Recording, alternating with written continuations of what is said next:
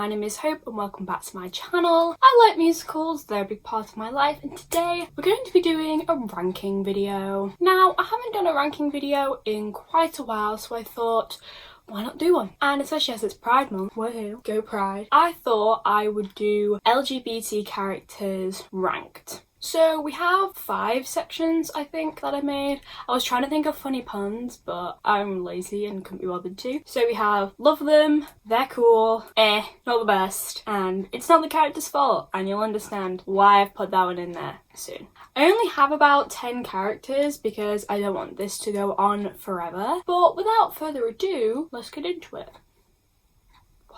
Also, my ranking has nothing to do with the character's sexuality, it's just how much I like the character. I feel like I should make that clear. But our first character is Alyssa Green from The Prom. Now, I really like Alyssa. I think she's very interesting. I know the picture I've used is from The Prom, the movie, but we're talking about the musical version here for all of these. I do like her. I wish she was in it more. I feel like her character feels underdeveloped because like the entirety of the show focuses around Emma, when I wish it would kind of fix itself on both of them, because in reality it is about both of them and them going to prom together. But you know, you can't have it all. So I'm gonna give Alyssa a solid, they're cool. I don't mind her. I think she's fine. You know, she's fine. Okay, my next one is Elder McKinley, and everyone knows that like Elder McKinley says he's not gay, but like I don't even need to say it. So I think Elder McKinley is a great character. I think he's fun and his tap skills are great, and you know, Turn It Off is a great number despite its extremities of homophobia while being extremely camp at the same time, you know. But I think I'm gonna have to give Elder McKinley an because as gay as he is, he does hold a lot of unpleasant comments. Actually, I should probably put him in not the best. I like him as a character, but his actions drop him down. But Turn It Off is a great number. It's a lot of fun, so take from that what you will. Okay, so my next one is Wizza Brown from Falsettos. Now, I've only done one repeat, which I will get to later, so this is the only character from Falsettos. But oh my god, Wizza is my favourite character in Falsettos. He is fun, and he's kind of rude, honestly, but he's also very soft when you get to know him. And I think that he is such a soft boy that I just love him to bits. I know that doesn't make a lot of sense, but he is a gay icon and I really can't say anything else about it. So Wizza Brown, love them, deserve better. So did Marvin, to be fair, but Marvin was not a great guy. To be fair, neither was Wizza, but we shouldn't really look into it. Otherwise, things will get bad. Moving on. My next one is Frankenfurter from the Rocky Horror Picture Show. Now, I don't really like the Rocky Horror Picture Show. It's not my favourite. It's a bit crude for me and a bit too much. I'm much more inclined to like more realist musicals, shall we say, because the likelihood of this stuff happening in real life is very unlikely. I think Frankenfurter is also like, I don't know if hypersexual is the right word, but he's a bit strange, and like he sleeps, I think, is it with Brad? He sleeps with Brad, but Brad doesn't know that he's sleeping with Frankenfurter, and that's kind of weird and makes me slightly uncomfortable. Like, do they look great in the shorts? Yes, absolutely. But are they the best person? Debatable. So I think we're gonna put them in not the best. I was gonna say but at the same time, he's quite creepy. And I don't really like the show anyway, so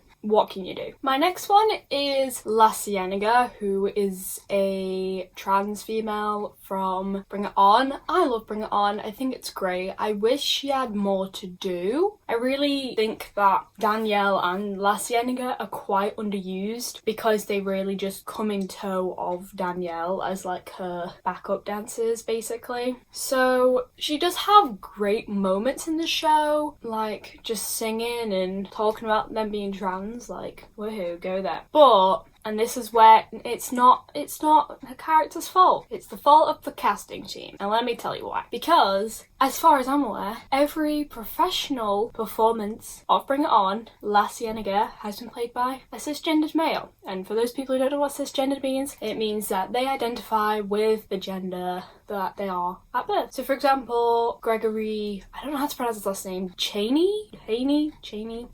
He played La Cienega and he identifies as male. And we're all about inclusivity here and we want more inclusivity in theatre, so hire a trans woman. It's not that hard, come on. So that's why La Cienega goes into, it's not the character's fault.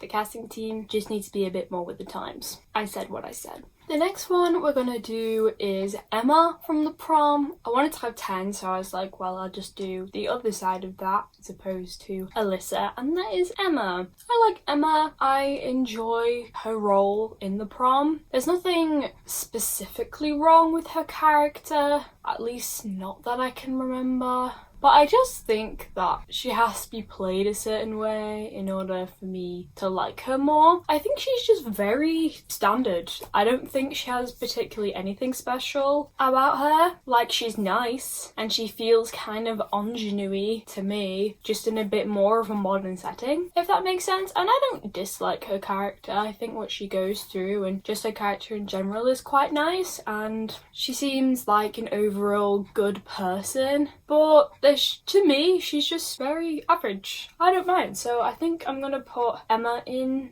you know. I have nothing against her, but if someone was to go to me, Emma in The Prom, I'd be like, she's okay, I don't mind, it's fine. But I wouldn't be like, oh my god, I love Emma, she's my queen. And to some people she is, and that's okay, but she's just not my queen. Moving on. My next one is Alison Bechdel from Fun Home. I feel like Fun Home is slept on even though it won Best Musical. I've seen the bootleg.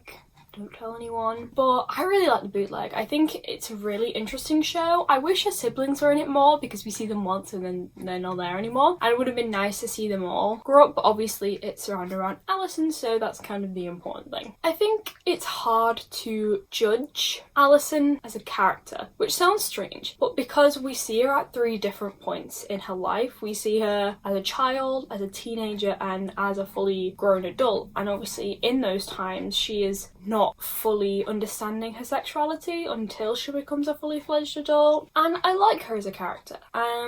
She feels very real and she feels very natural, and I think that's something very difficult to do. I know it's based on a book, I think it's semi-autobiographical, but don't take my word on it. But I do quite like her as a character. My favourite is probably Child Alison, but mainly just because Ring of Keys was like my favourite song for so long, and like I think I was like 11 when I watched it, so you know. But I think you really see her mature and they do all feel like the same person, even though Alison is being played by 3 different characters. And so for that reason, I think I'm gonna go with they're cool, you know? Like, I think she does a lot, and this representation and this like discovery of sexuality is really underdone within theatre. And so I think that just the show itself is just generally quite interesting and really takes a new look. I am not gay, so I can't say whether this is an accurate representation of what it's like, but just attempting to do it in the first place, and I think being pretty well received by other people, shows that it can be a good show and it can do good things. Oh, we love lesbians, it's great. And my last one is Jamie from Everyone's Talking About Jamie.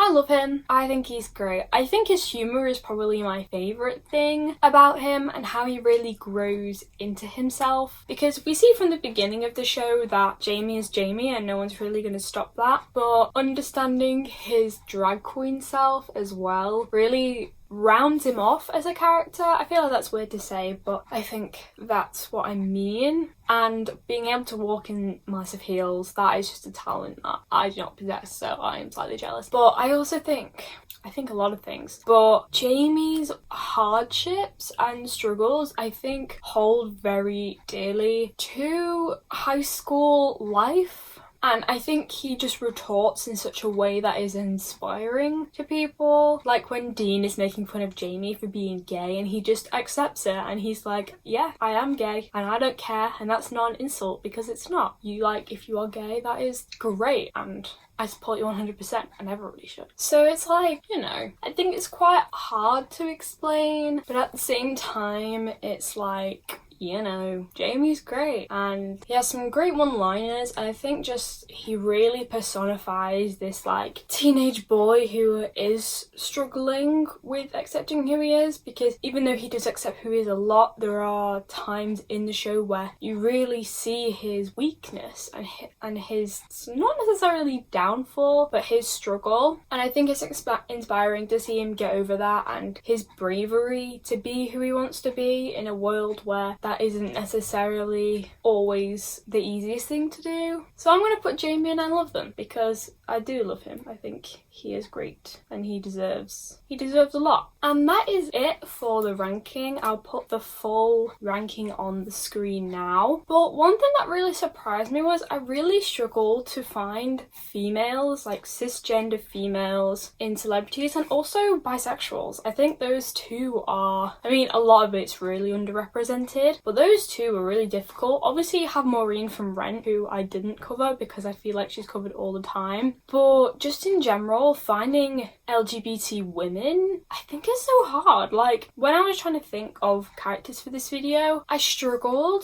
to be like, oh yeah, like, I know them, because I was using characters that are explicitly stated as gay or lesbian or bi or trans or whatever the label that they use is, as opposed to those where we kind of just assume, like we say that like Glinda and Elphaba are not completely straight, or like, I mean, I didn't use Celie either from The Colour Purple, but like just in general I think there are a lot less women, and I have no idea why that is. Maybe it's because most musicals are written by men and they think it's easier to write, but I honestly couldn't say and I don't know. I just hope in the future that people write more LGBT characters. I think that it's definitely something that needs to be worked on, as well as just inclusivity in general. I think that's something the theatre industry really struggles with, and we really need to improve on. But I'm an 18-year-old girl, that's right, 18, we're hey. But, you know, we just have to come together and show that it's good. And I don't know what else to say, but I've said what I've said, and if you don't like it, then you can leave. And if you're still here, thank you. But thank you so much for watching. Like this video if you liked it. Subscribe if you feel like it. Keep enjoying musicals as much as me, and I will see you in the next one.